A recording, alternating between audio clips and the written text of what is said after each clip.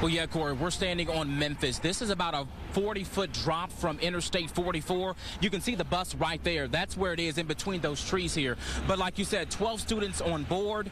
We know that bus driver apparently was trapped, according to officials. But here's the thing. We interviewed a young man. His name is Michael Nelson. He tells us that he ran up, he heard the screams, and I have him joining me right now. Hey, Michael, you said this was about 10 minutes to 8. Walk me through those moments where you pulled that kid from the bus.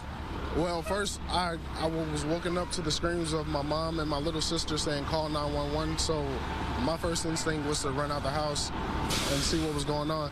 So I come back and I see the bus coming down the hill and I hear a bunch of kids screaming. So my first instinct was to run and help those kids. So I hopped the fence and I got on the bus and there was a little kid. He was on the bus like just kind of shooken up, and I was just trying to calmly tell him to follow my voice.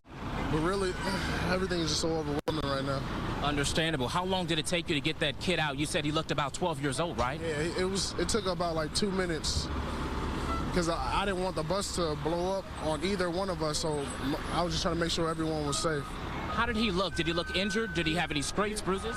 I mean, he was a little not here, but he was responsive. Like both the bus driver and the little kid that I was able to save was responsive, and they were talking. So I'm just glad they were safe.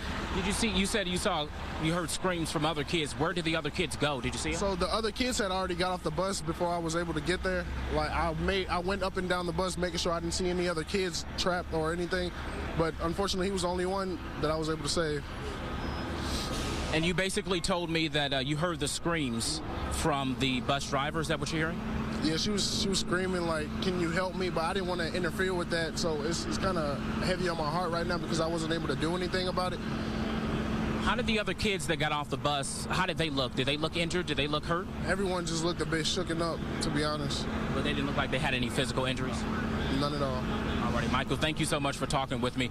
That's what he was here. He said it was around 10 minutes before 8 o'clock. He said he heard the bus, his mom did, and he ran. He was in the right place at the right time. We're going to keep watching this scene. It has died down quite a bit since we've been here. Fire trucks are kind of moving around here. It looks like they may be trying to pull that bus out whenever they can. I'm sure it'll be several more hours before they're able to do that. Again, we're on Memphis. This is just off of 44.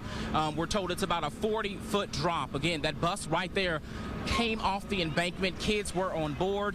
It's just something that a lot of people are just sitting here in disbelief. Really what happened, figuring out what happened. But luckily, this young man, right place at the right time, he was there. Again, it doesn't appear, according to him, that these kids were hurt at all, any physical injuries, but obviously they were a bit shaken up. Again, we did see a woman who was pulled on a stretcher here about 10-15 minutes ago. She appeared to be okay. We actually saw her waving her hand, so it looks like she will be okay. She was taken by ambulance about 10 or 15 minutes ago. Again, we're going to stay on scene, get any new developments, any new information as we get it. We'll let you know right here on News 4 and also on KMOV.com. I'll send it back to you, Corey. All right, Justin Andrews on scene.